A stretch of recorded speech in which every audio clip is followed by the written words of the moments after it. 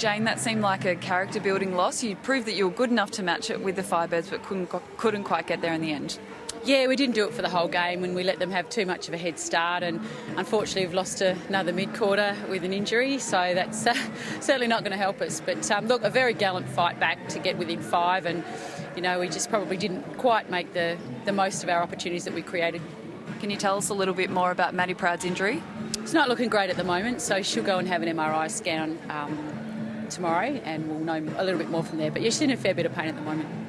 Felt like it was a difference in the goal ends today. Aiken was getting easy supply down the Firebirds end, but you were made to work for every single goal.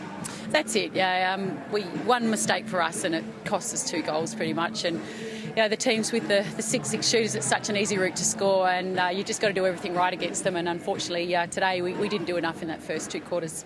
That loss probably closes the door on finals. What's the focus for the remaining games of the season? We'll just take it game by game. We're off to Sydney next week to play a big crowd there. So I'm not sure how many players we've got to take, but we'll certainly play every game as if our lives are depending on it for the last 3 and really try and shake it up.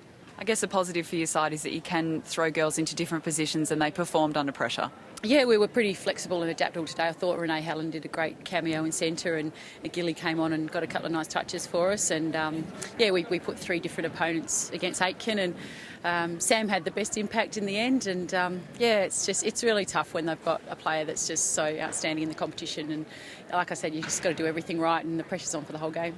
It's been a bit of a roller coaster ride this season for the Thunderbirds. Early wins, then a string of losses, injuries throughout. How would you describe the season as a whole? Yeah, it has been a roller coaster. We've quite different to last year. I thought we had a pretty good draw, and a lot of games went our way in the close ones. This year, those games haven't gone our way. We had a very tough travel schedule, so a lot easier in the back end of the season. And this is 5 serious injuries to our mid-court. 4, and including Nat's retirement. So in a competition as hard as this, you just can't keep replacing. We had Gia Abernethy, one of our other players, go down with an ACL this week as well. So, that's certainly challenging for any team, and a little bit like what the Mystics had to deal with last year. Fingers crossed Maddie Proud doesn't get any bad news this week. Thank you so much for taking time to chat to us. No worries.